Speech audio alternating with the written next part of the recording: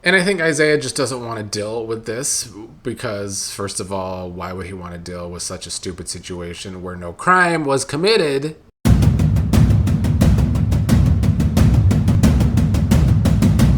Good morning, General Hospital viewers. Here to talk about yesterday's Tuesday episode of the show.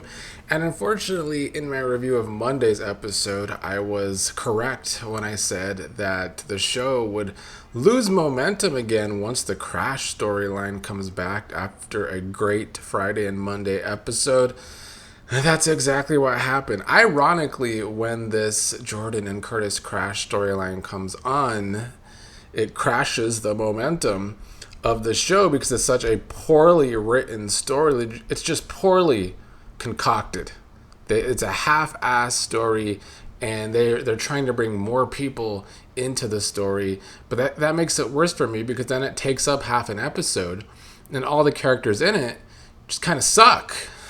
Let's start with the bad stuff first before we get to the more interesting stuff. Curtis was heading to work and, of course, told Jordan that before he goes to work, he's going to stop and talk to Justine about Isaiah and the car crash because Curtis just has to be so focused that Isaiah had to be the car that didn't stop when he caused the car crash by getting frisky with Jordan in the car. Jordan is actually hoping that the investigation exonerates Isaiah, or so she says.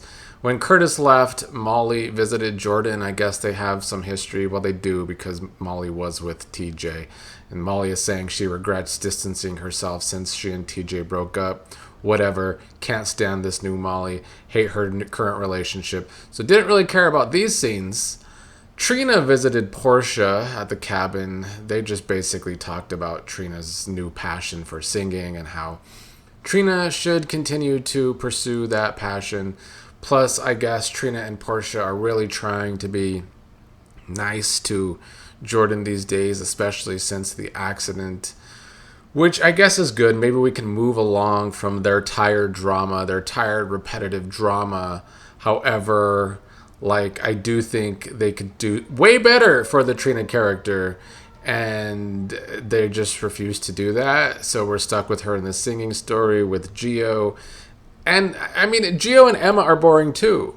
They have some good younger characters. Trina, Gio, Emma, Kai. And they're all stuck in boringness. Justine was questioning Isaiah today as the DA, wanting to confirm that he drives a black SUV. And she asked him if the vehicle has been in an accident lately. He doesn't want to talk about this because he is saying, well, he didn't tell her, but he's been saying that he scraped up his car in the parking garage somehow. She wants Isaiah to pull a paint sample from his car. Isaiah is against it, says if she wants something from him, she needs to get a warrant. And I think Isaiah just doesn't want to deal with this because, first of all, why would he want to deal with such a stupid situation where no crime was committed? And of course, Justine was not able to get a warrant because when Curtis came to do all of his bitching and moaning to Justine about this car accident that he caused, she had to tell him that the judge refused to get a warrant. So the judge turned her down. So she's not going to be able to get a paint sample. She's not going to be able to, continue to question Isaiah with being able to get evidence. Honestly, I don't even want to talk about this because it's stupid. Curtis just still has his sights on Isaiah, and Curtis is saying he wants to find his own evidence. Let's move on and honestly probably get this review over with quicker than usual because that's what kind of episode this was, unfortunately. Let's move on to the one thing I did like about the episode, and that was Dante confronting Not-So-Nathan in his office. Dante wanting to talk about the column shooting and why Not-So-Nathan didn't tell him that his own son was the one that shot Column. Dante is upset with Nathan as a fellow officer, as a friend, that Nathan didn't tell him the minute it happened. Not-So-Nathan, aka Cassius's excuse was that he and Jason had a split second to make a decision to protect Rocco, but Dante is saying that he had all of this time to tell Dante and he wasn't told at any point. Dante calls him out on wanting Lulu to rely on Nathan, and he says he doesn't want that to involve their son together. Not So Nathan did the whole thing he's been doing with Lulu, saying that Rocco can't stay in Port Charles. They need to get him out of town. Dante is saying he's Rocco's father. He will be the one to guide his son through this now that he knows. Not So Nathan tried to warn him again. I like these scenes. I still think it could have been more. This is 2 episodes in a row where I feel like Dante should actually be even more pissed off than he actually is. First with Lulu, now with Not So Nathan. And I get it. Dante's supposed to be the by-the-books cop character. He's supposed to be a good guy at heart, I guess. But I feel like months ago when I was barely watching, when I first started trying to watch the show again, Dante was being so harsh on other characters about things. But now, when Dante should be harsh about things, he's not being as harsh as he should be. So that's kind of annoying. And, I blame this a lot with GH. It's the plot-driven writing. It definitely makes characters look worse other times to fit a plot point. And then when they should be acting a certain way, I don't feel like it matches, past energy that Dante has had for other people. Anyway, Lulu summoned Britt over to chat about Rocco, and Lulu's saying to Britt that she knows what happened at the pier. Britt is saying only she and a few other people know what happened. Lulu says that Rocco did this to protect Britt and Jason, and Lulu says that she wishes that Rocco would have stopped at protecting Jason, meaning, fuck you, Britt. Which I agree with Lulu in these scenes, honestly. I feel like there are some people out there that want us to feel so sorry for Britt. But in these scenes, this was the same old Britt that I've always disliked on that show.